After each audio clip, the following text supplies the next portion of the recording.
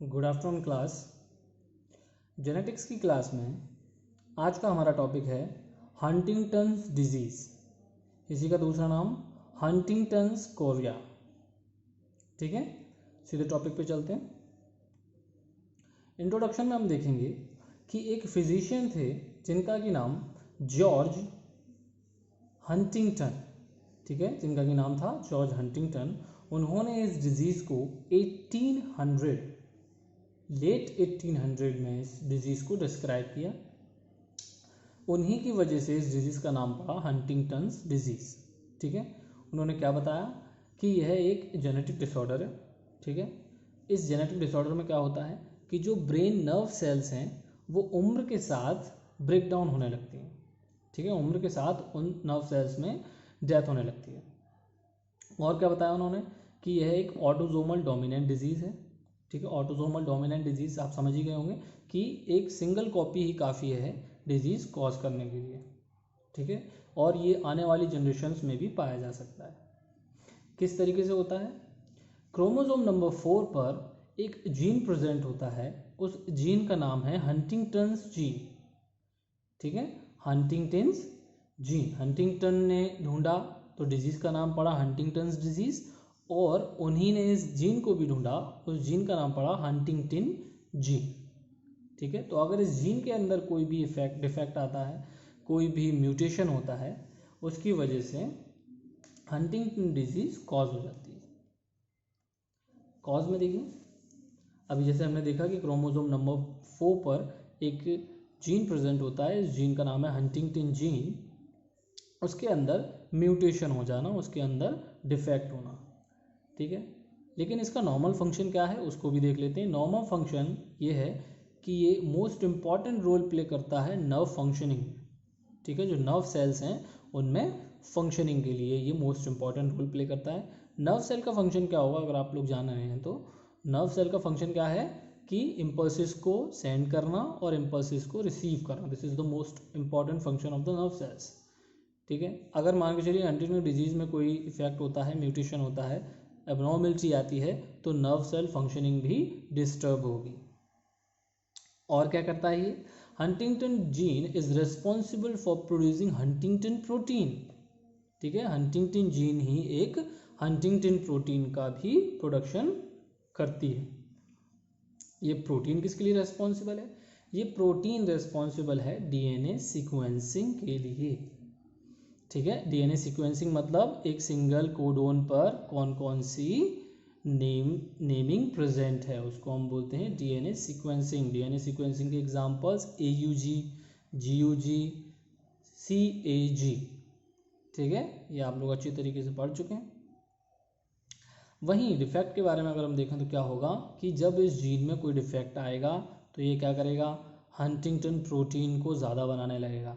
Huntington protein ज़्यादा बनेगा तो आप समझिए कि जो डीएनए सीक्वेंस है वो ज़्यादा बार रिपीट होगा। ठीक है, क्योंकि ये प्रोटीन किस में हेल्प करता है? डीएनए सीक्वेंसिंग में। तो जब ये प्रोटीन ज़्यादा बनेगा तो क्या होगा? जो डीएनए सीक्वेंसिंग है वो कई बार रिपीट कर जाएगा। उस रिपीटेशन की वजह से ये डिजीज़ कॉज होगी। आगे देखते हैं। क्रोमोसोम नंबर 4 पर एक जीन प्रेजेंट है, उस जीन का नाम है हंटिंगटन जीन। उसका नॉर्मल फंक्शन क्या है? नर्व फंक्शनिंग में हेल्प करना। और क्या करता है वो? हंटिंगटन प्रोटीन का प्रोडक्शन। हंटिंगटन प्रोटीन क्या करता है? डीएनए सीक्वेंसिंग में हेल्प करता है। ठीक है, हंटिंगटन जीन के अंदर कोई एबनॉर्मलिटी आ गई है। ठीक है, उस एबनॉर्मलिटी की वजह से हंटिंगटन प्रोटीन ज़्यादा बनने लगा है, और हंटिंगटन प्रोटीन ज़्यादा बनेगा तो डीएनए सीक्वेंसिंग में भी डिस्टर्बेंस आएगा। वो डिस्टर्बेंस क्या होगा कि डीएनए सीक्वेंस का रिपीटिशन। ठीक है, एक ही सीक्वेंस का कई बार रिपीट होना। मेनली एक सीक्वेंस 30 to 35 टाइम्स तक अगर रिपीट होता है तो उसको हम नॉर्मल मानते हैं। ठीक है, आगे देखिए। यहाँ पर देखिए शॉर्ट आर्म क्रोमोसोम 4 पर एक जीन प्रेजेंट है। इस जीन का नाम है HD जीन। HD जीन मतलब हंटिंगटन डिजीज जीन, जो ऐसा जीन जो हंटिंगटन डिजीज कॉज कर रहा है। उसमें क्या रहेगा कि एबनॉर्मलिटी की वजह से प्रोटीन ज़्यादा बनेगा। प्रोटीन ज़्यादा बनेगा तो क्या होगा? डीएनए का सीक्वेंस भी ज़्यादा रिपीट होगा। मेनली जो प्रोटीन है, जो हंटिंगटन प्रोटीन है, वो एक स्पेसिफिक, एक पर्टिकुलर डीएनए सीक्वेंस के लिए रिस्पॉन्सिबल होता है, उसका नाम है CAG। ठीक है, आप पिक्चर में देख रहे होंगे कि CAG जो डीएनए सीक्वेंस है वो कई बार रिपीट हो चुका। ठीक है, यहाँ पर क्या देखने को मिलेगा कि अगर 36 टाइम से अगर कम कोई भी डीएनए सीक्वेंस रिपीट हो रहा है, देन इट इज़ नॉर्मल। अगर 36 टाइम से ज़्यादा कोई भी डीएनए सीक्वेंस रिपीट हो रहा है, then it is a disease condition. वो डिजीज़ कंडीशन का नाम क्या है, आप जान रहे हैं यहाँ पर, हंटिंगटन्स डिजीज़। ये प्रोटीन ज़्यादा बनाती है, उस प्रोटीन ज़्यादा बनने से डीएनए सीक्वेंसिंग ज़्यादा होता है। डीएनए सीक्वेंसिंग ज़्यादा होगा तो आप समझ के चलिए कि जो भी नर्व फंक्शनिंग थी वो भी ज़्यादा होगी। नर्व फंक्शनिंग ज़्यादा का मतलब कि जो इम्पल्सेस जा रही थी वो ज़्यादा जाएंगी।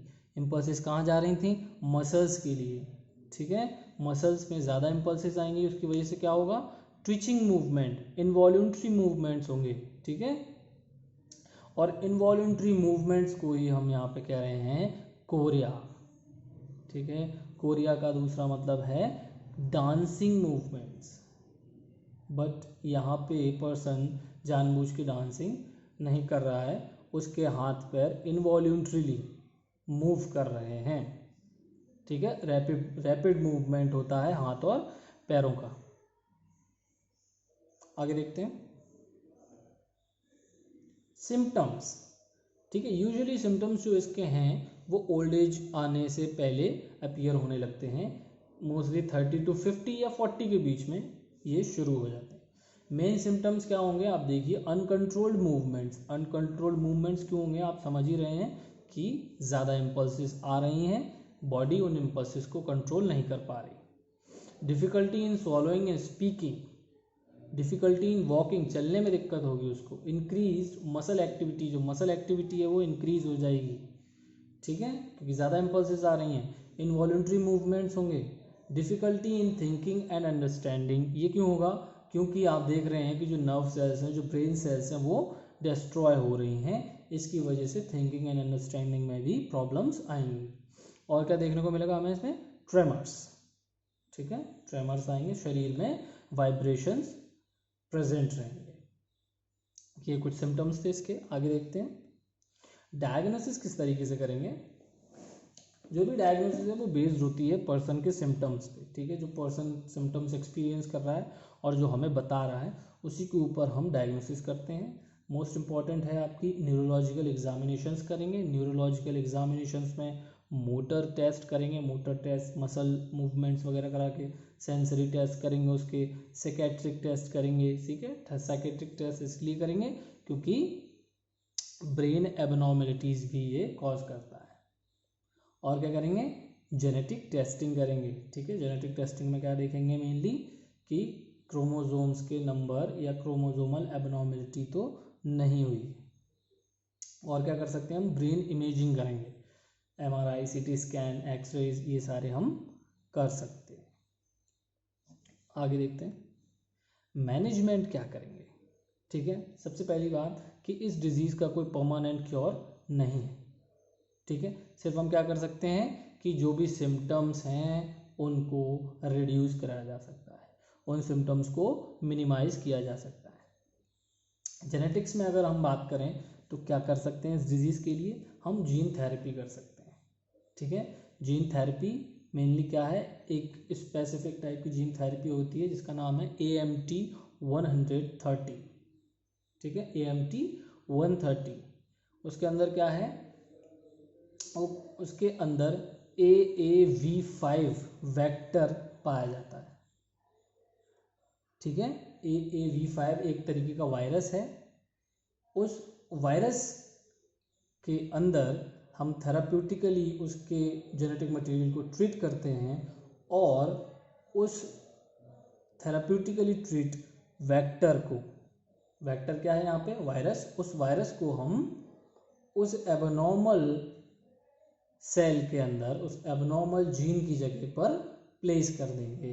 वो प्लेस क्या, वो वायरस क्या करेगा, वो वायरस इस हंटिंगटन जीन में जो एबनॉर्मल प्रोडक्शन हो रहा है उसको कम करेगा। ठीक है, क्या करेंगे हम इसके अंदर, एक वायरस लेंगे, उस वायरस के जेनेटिक मटेरियल को थेराप्यूटिकली ट्रीट करेंगे। थेराप्यूटिकली ट्रीट करने के बाद वहाँ उस एबनॉर्मल जीन के पास, उस एबनॉर्मल जीन में उसको इंसर्ट कराएंगे। इंसर्ट कराने से क्या होगा कि वो जो हंटिंगटन जीन है उसको, उसके फंक्शन को रिड्यूस करेगा। ठीक, और कुछ ड्रग्स दे सकते हैं। वो ड्रग्स क्या रहेंगी कि मसल मूवमेंट को कंट्रोल करने के लिए, एक ड्रग का नाम आपके सामने है टेट्राबेनाजीन। ठीक है, कोरिया को कम करने के लिए, जो ट्विचिंग मूवमेंट्स हैं, डांसिंग लाइक मूवमेंट्स हैं, उनको कम करने के लिए क्या देंगे, अमेंटाडीन ड्रग है, इसका नाम है, उसको देंगे हम अमेंटाडीन। और क्या कर सकते हैं हम, लाइफस्टाइल मॉडिफिकेशंस कर सकते हैं, उसको हेल्दी लाइफस्टाइल जीने के लिए एनकरेज करेंगे और प्रॉपर न्यूट्रिशनल रिक्वायरमेंट्स देंगे उसकी, और उसको एक्सरसाइज भी करने के लिए एनकरेज करेंगे। ठीक है स्टूडेंट्स, आज की क्लास यहीं ख़त्म होती है। इससे रिलेटेड अगर आपके कोई क्वेश्चंस हैं तो आप लोग पूछ सकते हैं। Thank you class.